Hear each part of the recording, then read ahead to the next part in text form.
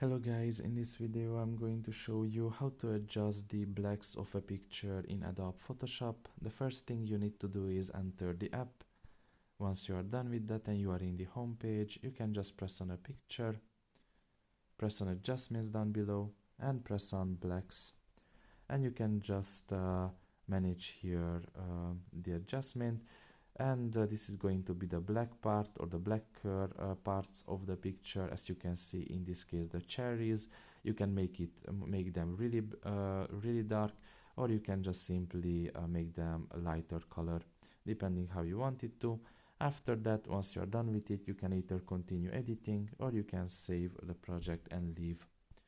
So that's pretty much it really. I hope this video was helpful to you. Thank you for listening and see you next time. Bye bye.